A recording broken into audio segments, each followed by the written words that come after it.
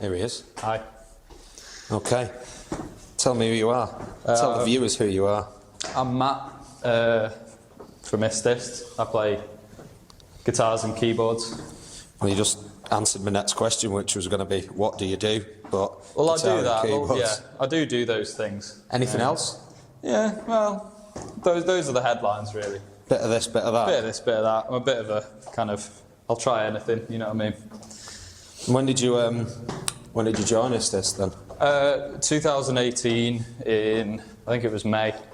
We had the first rehearsal.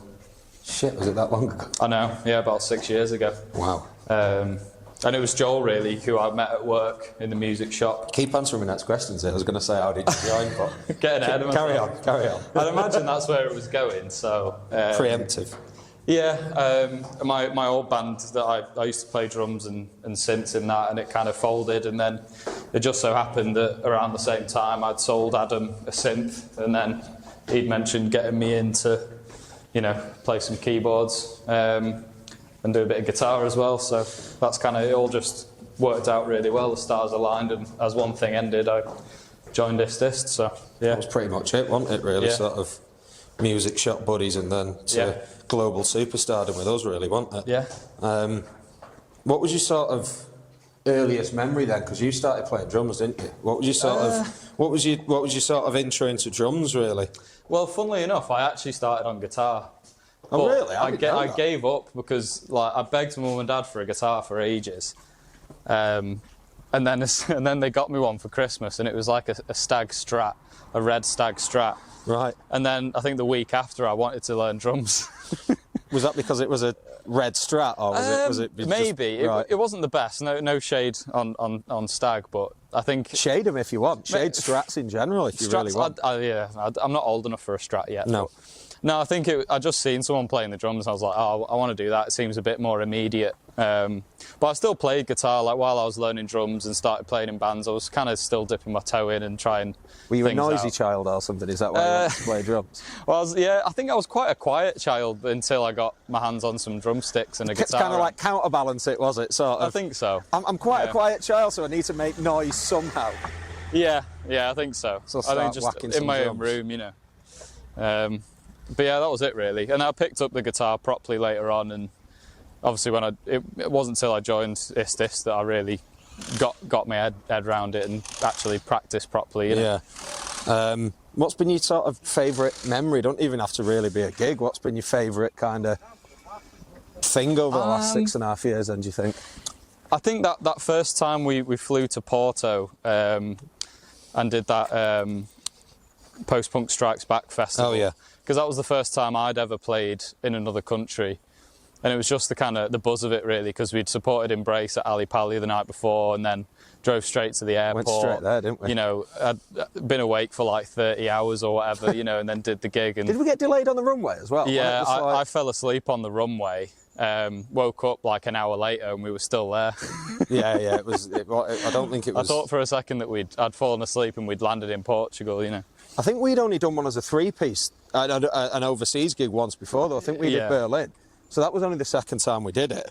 But that was a bit of an eye-opening experience, I think, and gave me a taste of it, you know. What would you say your least favourite is?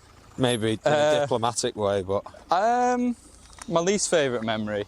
You know what? I think it was actually lockdown, because we were just kind of getting going and we had the first album ready to go, and then all of a sudden we had to, like, just batten down the hatches and kind of get stuck in. There was a point, wasn't there, as well, for about 2 weeks where everyone thought maybe it's not going to affect us, and we carried on rehearsing and stuff, and then it didn't really... And then all of a sudden we didn't rehearse for like 4 months, 5 months, you know what I mean? So yeah, I think that was a really tough time. But at the same time, it was also a bit of a taste of what it would be like to do it full time.